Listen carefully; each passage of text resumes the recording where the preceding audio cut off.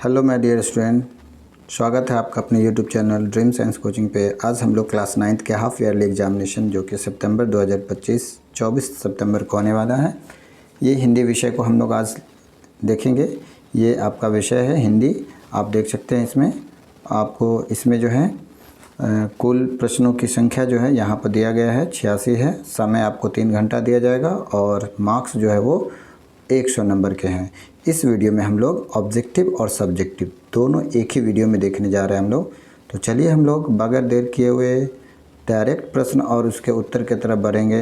आपके सामने ये जो खंड अ दिख रहा है ये वस्तुनिष्ठ प्रश्न के लिए है। इसको अब थोड़ा सा आप लोग को बता दें कि इसमें प्रश्न 1 से लेकर 80 तक के प्रत्येक वस्तुनिष्ठ प्रश्न के 4 विकल्प दिए गए, जिनमें से कोई एक सही है। इन 80 प्रश्नों में से 50 प्रश्नों के ही उत्तर अपने द्वारा चुने गए सही विकल्प को आपको जो एग्जामिनेशन में OMR मिलेगा गोल करने के लिए वो पत्रक पर चिन्हित करेंगे। तो चलिए हम लोग पहला प्रश्न देखते हैं ताकि वीडियो छोटा हो और आप पूरा देख सकें। तो यहाँ पर पहला वीडियो आप देख सकते हैं आपकी सुविधा के लिए। पहले से हमने इस पर टिक लगा दिया है। पहला प्रश्न आप देखेंगे यहाँ पर क्या है, च का उच्चारण स्थान क्या है, तो च का उच्चारण स्थान ऑप्शन बी तालु होगा। अगला प्रश्न देखते हैं दो, ड का उच्चारण स्थान क्या है, तो ड का उच्चारण स्थान मुर्दा है, मुर्दा नहीं मुर्दा।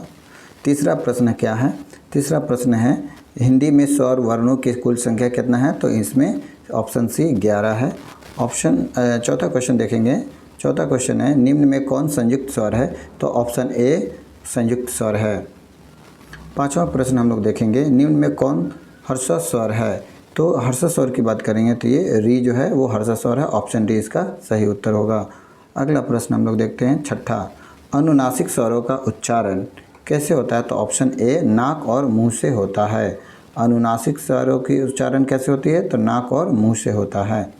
अगला प्रश्न देखेंगे हम लोग सातवां, अक्षर किन वर्णों के मेल से बना है, तो क हलंत श, ये जो देख रहे हैं ऑप्शन बी ये सही उत्तर होगा। अगला प्रश्न हम लोग देखेंगे आठवां प्रश्न, निम्न में कौन युग्मक ध्वनि का उदाहरण है, तो इसमें ऑप्शन डी प्रसन्नता इसका उत्तर होगा। नवां प्रश्न देखेंगे देवर्षि शब्द का संधि विच्छेद क्या है, तो देवर्षि का सही संधि विच्छेद हो जाएगा देव जोर ऋषि, यानी ऑप्शन सी। 10वां प्रश्न हम लोग देखेंगे चंद्रोदय शब्द का संधि विच्छेद, चंद्रोदय शब्द का संधि विच्छेद ऑप्शन ए हो जाएगा चंद्र जोर उदय। 11वां प्रश्न देखेंगे दिक जोर ग ज गज पदों की संधि है, तो किस पद की संधि है, तो ये ऑप्शन ए दिग्गज की। अगला प्रश्न है नि जोड़ पाप पदों की संधि है निष्पाप, ये ऑप्शन सी हो जाएगा इसका सही उत्तर ऑप्शन सी। अगला प्रश्न की तरफ हम लोग बढ़ते हैं 13वां, स हलंत जोड़ अ त हलंत जोड़ य हलंत जोड़ अ वर्णों के मेल से बना क्या, सत्य बना है। इन सब को जोड़ेंगे तो इसका मेल से सत्य शब्द बनेगा, ऑप्शन बी। 14वां प्रश्न है निम्न में शुद्ध शब्द क्या है, तो शुद्ध शब्द है इसमें अवनति, बाकी अशुद्ध है, ये सब जो है अशुद्ध शब्द है। अगला प्रश्न है 15वां, पहाड़ टूट पड़ना मुहावरे का अर्थ क्या है, पहाड़ टूट पड़ना मुहावरे का अर्थ ऑप्शन बी भारी विपत्ति आ जाना आना। 16वां प्रश्न है हथियार डाल देना मुहावरे का अर्थ, हथियार डाल देना मुहावरे का अर्थ होगा ऑप्शन डी हार मान लेना।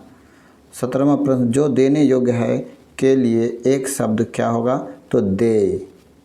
अगला प्रश्न देखेंगे हम लोग 18वां, गणतंत्र का विलोम शब्द क्या होगा, गणतंत्र का विलोम यानी कि उल्टा पूछ रहा है, राजतंत्र हो जाएगा।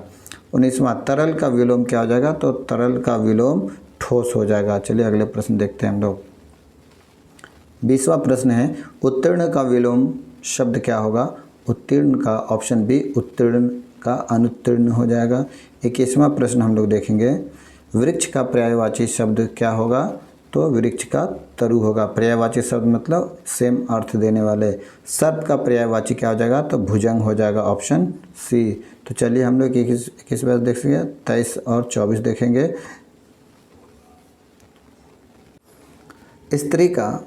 स्त्री का पर्यायवाची शब्द क्या है, तो स्त्री का पर्यायवाची शब्द वनिता, ऑप्शन सी सही उत्तर। 24वां प्रश्न तुम जाओ किस वाक्य का उदाहरण है, तुम जाओ ऑप्शन सी आज्ञावाचक का उदाहरण है। 25वां प्रश्न सीता भींगते हुए घर जा रही है किस वाक्य का उदाहरण है? तो ऑप्शन बी सरल वाक्य का। 26वां प्रश्न है माया रिक्त शब्द किस समास का उदाहरण है? ऑप्शन सी आपादान तत्पुरुष का। 27वां प्रश्न है नवग्रह शब्द किस समास का उदाहरण है? तो ये द्विगु समास का उदाहरण है, ऑप्शन डी। 28वां प्रश्न निम्न में कौन द्वंद्व समास का उदाहरण है? Option A Harishankar. 29वां प्रश्न निम्न में कौन कर्मधारय समास का उदाहरण है? निम्न में कौन कर्मधारय समास का? तो हो जाएगा महात्मा, ऑप्शन सी। 30वां प्रश्न देखेंगे आत्मा का विशेषण है क्या? आत्मीय। 31वां है कलंक का विशेषण। कलंक का विशेषण क्या है? कलंकित, ऑप्शन डी सही उत्तर है। 32वां प्रश्न खानदान का विशेष है? खानदानी, विशेषण हो जाएगा खानदानी। 33वां निम्न में कौन शुद्ध वाक्य है? शुद्ध वाक्य ऑप्शन ए मुंबई में मानसून आ गया। 34वां प्रश्न का सही उत्तर हो जाएगा सोमेश अपने मित्र कृष्णा के साथ दिल्ली गया। यह वाक्य किस काल का उदाहरण है? तो भूतकाल का। 35वां प्रश्न है विवेक उपन्यास पढ़ता है। यह वाक्य किस क्रिया का उदाहरण है? तो ये सकर्मक क्रिया का उदाहरण है। 36वां कुछ लोग आए हैं। यह वाक्य किस विशेषण का उदाहरण है? तो संख्या वाचक का, ऑप्शन ए। 37वां प्रश्न है प्रशांत आलसी लड़का है। यह वाक्य किस विशेषण का उदाहरण है? तो ये ऑप्शन सी गुणवाचक का उदाहरण है। वह अपने आप चला जाएगा। यह वाक्य किस सर्वनाम का उदाहरण है? तो ये ऑप्शन सी निजवाचक का उदाहरण है। अगला प्रश्न 39वां मैं किस पुरुषवाचक सर्वनाम का उदाहरण है? तो उत्तम पुरुषवाचक का। अगला प्रश्न देखेंगे हम लोग नदी में पत्थर मत फेंको। इस वाक्य में कौन कारक है? तो ऑप्शन बी अधिकरण। 41 वह हैजे से मरा। इस वाक्य में कौन कारक है? तो ऑप्शन डी करण। 42वां मूर्ति का बहुवचन क्या होगा? तो मूर्तियाँ, ऑप्शन सी। 43 का वधु का बहुवचन रूप क्या होगा? तो वधु का बहुवचन रूप हो जाएगा ऑप्शन डी वधुएं। 44वां प्रश्न को देखेंगे पाठक का स्त्रीलिंग रूप क्या हो जाएगा? तो पाठिका। 45वां प्रश्न हम लोग देखेंगे निम्नलिखित में कौन पुल्लिंग शब्द है? पुल्लिंग शब्द इन सभी में कौन पुल्लिंग है? तो दांत जो है वो पुल्लिंग है, बाकी सब स्त्रीलिंग है। आगे बढ़ते हैं 46वां प्रश्न की तरफ। निम्नलिखित में कौन स्त्रीलिंग शब्द है? स्त्रीलिंग शब्द इसमें पता है ना, तो इसमें क्या होगा? दया हो जाएगा स्त्रीलिंग शब्द। 47वां प्रश्न देखते हैं निम्न में कौन अशुद्ध शब्द है? तो ऑप्शन डी निर्दयी, ये गलत लिखा हुआ है। होली किस संज्ञा का उदाहरण है? तो होली ऑप्शन ए व्यक्तिवाचक संज्ञा का उदाहरण है। 49वां निम्न में कौन भाववाचक संज्ञा का उदाहरण है? तो ऑप्शन डी बुढ़ापा। अगला प्रश्न हम लोग देखेंगे 50वां निम्न में कौन समूहवाचक संज्ञा का उदाहरण है? तो ये हो जाएगा समूहवाचक जो ग्रुप में रहता है, ऑप्शन बी गुच्छा। 51वां प्रश्न है अतिशय शब्द में कौन उपसर्ग है? तो अति उपसर्ग है, ऑप्शन डी। अब यहाँ पर ऑब्जेक्टिव प्रश्न आपके समाप्त हो चुके हैं। अब हम लोग सब्जेक्टिव प्रश्नों के उत्तर देखेंगे इसी वीडियो में। तो अब हम लोग खंड ब के विषयनिष्ठ प्रश्नों के उत्तर देखेंगे। तो डियर स्टूडेंट आप इसमें देख सकते हैं, इसमें गद्यांश दिया गया है। इस गद्यांश को निम्नलिखित गद्यांशों में से किसी एक गद्यांश को पढ़कर नीचे दिए गए प्रश्नों के उत्तर दें। इसमें 2 गद्यांश दिया गया है, लेकिन हमने एक ही को दिखाया है जिसका आंसर आप बहुत ही आसान है, आप एक बार पढ़ेंगे आप जवाब दे सकते हैं। तो यहाँ पर आप गद्यांश को पढ़ सकते हैं। क्या लिखा? बहुत अच्छा गद्यांश है। क तकनीक ने मानव जीवन को सुविधा संपन्न बनाया। पूरी दुनिया उपभोग की चीज़ों से भर गई। आज नैतिकता की स्थिति यह है कि वह अंधेरे कमरे में सिसक रही है। भोग संस्कृति ने मानव को आराम तो दिया पर उसके सुख चैन को छीन लिया। आधुनिक मानवीय संबंधों में जटिलता और दूरियां बढ़ी है। मानव जीवन में नैतिकता नहीं बल्कि नैतिकता का ढोंग है। फेसबुक, व्हाट्सएप, ब्लॉग, ई पत्रिका और सोशल मीडिया के शोर में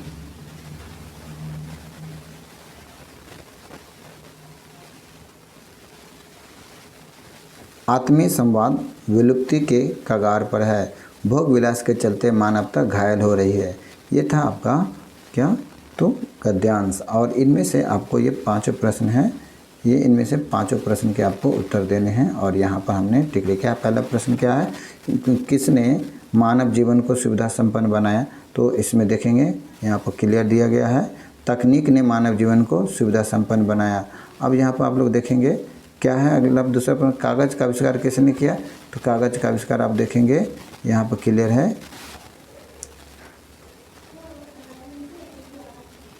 सॉरी ये बहुत आगे चला गया था, ये दूसरा ये प्रश्न यहीं पर है। यहाँ पर दूसरा प्रश्न था, पूरी दुनिया किन चीज़ों से भर गई है? तो पूरी दुनिया किन चीज़ों से भर गई है? तो उपभोग की चीज़ों से भर गई है। तीसरा प्रश्न क्या है, नैतिकता की स्थिति कैसी है? तीसरा प्रश्न क्या है, नैतिकता की स्थिति कैसी है? तो यहाँ आप उत्तर देखेंगे क्या है, नैतिकता की स्थिति यह है कि वह अंधेरे कमरे में सिसक रही है, अंधेरे कमरे में सिसक रही है। चौथा प्रश्न जो देखेंगे उस चौथा प्रश्न का उत्तर है, सुख चैन को छीन लिया है। पांचवा प्रश्न देखेंगे, पांचवा प्रश्न का उत्तर है, भोग विलास के चलते क्या हुआ है? यहाँ पर है ना, मानव जीवन में भोग विलास के चलते कौन घायल हो रहा है? तो इसका जवाब है, भोग विलास के चलते मानवता घायल हो रही है। कौन घायल हो रही है? मानवता। ये बहुत आसान है, इजी है, आप इसको स्क्रीनशॉट मार के पढ़ के भी आप लोग समझ सकते हैं, बहुत आसान है ये। तो अगले प्रश्न की तरफ हम लोग बढ़ते हैं, क्वेश्चन नंबर 2 की तरफ। क्वेश्चन नंबर 2 में भी फिर क्या है, एक गद्यांश दिया गया है, 2 गद्यांश इसमें से कोई एक पढ़ना है। तो यहाँ पर गद्यांश क्या है, यहाँ मुद्रण के बारे में बताया गया है। ये सब 2 नंबर के 5 क्वेश्चन हैं, 2-2 नंबर के हैं। यहाँ पर पहला क है, हमने क का ही लिखा है और क पहला ही गद्यांश को हमने दिखाया है। अब देखेंगे यहाँ पर क्या लिखा हुआ है, मुद्रण का आरंभ चीन में हुआ। 105 में टस प्लाईलून ने कागज़ का आविष्कार किया, उस पर छपाई आरंभ की। ये हमने अलग से जोड़ दिया था आंसर के अकॉर्डिंग।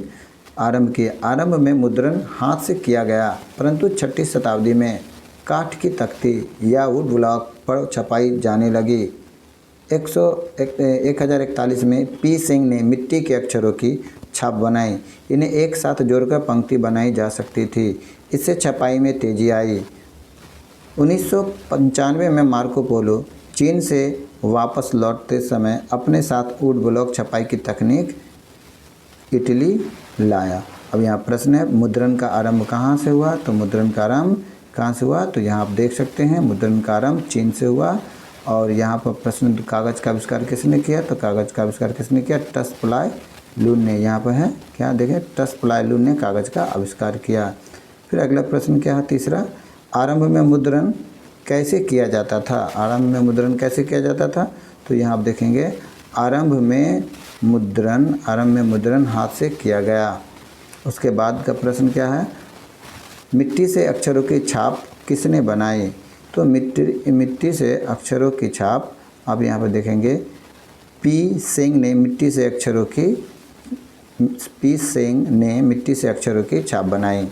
अब अगला प्रश्न और लास्ट प्रश्न है इस गद्यांश का, वुड ब्लॉक छपाई की तकनीक इटली में कौन लाया?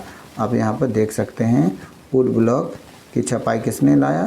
तो मार्को पोलो ने वुड ब्लॉक की जो है तकनीक इटली में लाया। अब हम लोग तीसरे प्रश्न की तरफ बढ़ेंगे। तीसरा प्रश्न है, निम्नलिखित में से किसी एक विषय पर 200 से 250 शब्दों में निबंध लिखे। ये देख लीजिए, आगे हम इसके उत्तर दिखाने वाले हैं, ये प्रश्न सिर्फ एक बार देख लीजिए। चौथा प्रश्न, सत्य संगति के महत्व को समझाते हुए अपने छोटे भाई के पास एक पत्र लिखे। उसके बाद अथवा है, या फिर आप क्या कर सकते हैं, शिक्षक एवं छात्र के बीच गर्मी छुट्टी के सदुपयोग के बारे में होने वाले संवाद को लिखना है। चलिए अगला प्रश्न है 5वां, जो है इनमें से क्वेश्चन आंसर करना, कोई 5 का है क्वेश्चन आंसर। तो चलिए हम लोग इसके उत्तर को देखते हैं।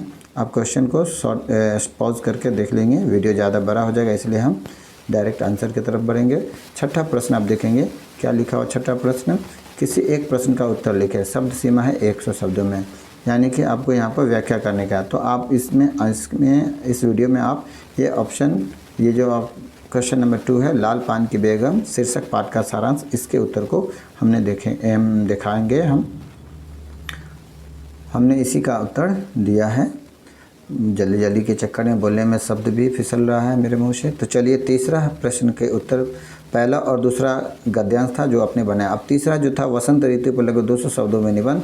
तो आप यहाँ पर 200 शब्दों में निबंध आप देख सकते हैं, कम शब्द भी होगा, कोई दिक्कत नहीं है। तो चलिए हम लोग देखते हैं क्या है। भारत में 6 ऋतुएं होती है, जिनमें वसंत ऋतु को सबसे सुंदर और मनोहर ऋतु कहा जाता है। यह ऋतु प्रायः फरवरी से अप्रैल तक रहती है। इसे ऋतु राज भी कहा जाता है क्योंकि इसमें प्रकृति अपनी पूरी शोभा बिखेरती है। वसंत ऋतु में ठंडी हवाएं मंद पड़ जाती है और मौसम ना तो अधिक ठंडा होता है और ना ही अधिक गर्म। पेड़ पौधे नए पत्तों और फूलों से भर जाते हैं। खेतों में गेहूं और सरसों की सुनहरी फसलें लहराती है। आम के बौर और पलास के फूल आम के बौछार और पलास के फूल वातावरण को सुगंधित बना देते हैं। इस समय चारों ओर हरियाली और ताजगी का दृश्य मन को मोह लेता है। यह ऋतु विद्यार्थियों के लिए भी महत्वपूर्ण है क्योंकि इसी समय कई परीक्षाएं होती है और स्वास्थ्य अच्छा रहने से पढ़ाई में मन लगता है। इस ऋतु में होली जैसे रंग बिरंगे त्यौहार भी मनाए जाते हैं जो आनंद और उत्साह को और बढ़ा देते हैं। वसंत ऋतु वास्तव में प्रकृति का उत्सव है। यह हमेशा आशा, उमंग और ऊर्जा से भर देती है। इसी कारण इसे ऋतुओं का राजा कहा गया है। अगला प्रश्न चौथा है, शिक्षक एवं छात्र के बीच ग्रीष्म अवकाश यानी गर्मी के छुट्टी के सदुपयोग पर एक संवाद है। आप संवाद इसको चुपचाप देख लीजिए। मैं आगे बढ़ा देता हूँ ताकि वीडियो छोटा रहे। यहाँ पर शिक्षक और छात्र आपस में बात करते हैं। क्या बोलते हैं? बेटा, शिक्षक बोलते हैं, बेटा ग्रीष्म अवकाश शुरू होने वाले हैं, क्या तुमने सोचा है कि इस समय का उपयोग कैसे करोगे? छात्र बोले, जी सर, मैंने तो सोचा था कि आराम करूँगा और खेल कूद में समय बिताऊँगा। फिर शिक्षक कहते हैं, खेल और आराम जरूरी है लेकिन पूरी छुट्टी केवल इसमें खर्च करना ठीक नहीं। छात्र, तो सर मुझे क्या करनी चाहिए? शिक्षक बोलते हैं, तुम्हें रोज़ थोड़ा समय पढ़ाई पर पुनरावर्तन के लिए देना चाहिए, साथ ही नई कक्षा की तैयारी भी कर सकते हो। छात्र, जी सर, यह तो अच्छा विचार है। शिक्षक, इसके अलावा अच्छी किताबें पढ़ो, चित्रकला, लेखन या अन्य शौक पूरे करो और घर के काम में माता पिता की मदद करो। छात्र, धन्यवाद सर, अब मैं अपनी छुट्टियों का सदुपयोग जरूर करूँगा। शिक्षक, शाबाश, जो विद्यार्थी समय का सही उपयोग करता है वही जीवन में सफलता प्राप्त करते हैं। आगे बढ़ते हैं हम लोग। 5वां प्रश्न जो क्वेश्चन आंसर वाले हैं, आप यहाँ पर क्वेश्चन को देख लिए हैं। यहाँ पर सबके आंसर दिखाए गए हैं। 5 का पहला का ये उत्तर है जिसमें संज्ञा, इसमें विशेषण के बारे में पूछा गया था। दूसरा प्रश्न है, महादेवी वर्मा का जन्म कब और कहाँ हुआ? ये तीसरा प्रश्न है। उसके बाद 5वां प्रश्न का उत्तर यहाँ पर दिया गया है। उसके बाद 7वां प्रश्न का उत्तर है। उसके बाद यहाँ पर चौथा है। इसके बाद 6ठा प्रश्न में दूसरा का उत्तर दिया गया है, लाल पान की बेगम का यहाँ पर रचना, उसका जो सारांश है वो कम शब्दों में हमने यहाँ पर लिख दिया है। तो माय डियर स्टूडेंट, यहीं पर हम लोग वीडियो को चाह रहे हैं कि समाप्त कर दें या फिर पढ़ के चलो एक लास्ट पढ़ के बता देता हूँ। लाल पान की बेगम की कहानी हिंदी के प्रसिद्ध साहित्यकार लेखक फणीश्वर नाथ रेणु द्वारा लिखी गई है। ये शायद आपके हिंदी के चौथे पाठ है शायद। यह कहानी स्त्री सशक्तिकरण का उदाहरण प्रस्तुत करती है। इस कहानी के माध्यम से लेखक ने यह बताने की कोशिश की है कि एक स्त्री भी अपने जीवन को अपने इच्छा और अपनी शर्तों पर जीना चाहती है। चलिए प्यारे बच्चों, यहीं पर हम वीडियो को समाप्त करते हैं, एंड करते हैं। अगर आपको वीडियो अच्छा लग रहा है, पूरा देख लिए हैं, तो इसको अच्छे से याद कर लीजिए। चीटिंग बनाने की कोशिश ना करें, चीटिंग करना अच्छी बात नहीं है। आप लोग इसे याद करके जाएं और एग्जामिनेशन में लिखें। आई होप कि आपका एग्ज़ाम अच्छा होगा। चलिए, आपके कल के एग्ज़ाम के लिए बेस्ट ऑफ लक।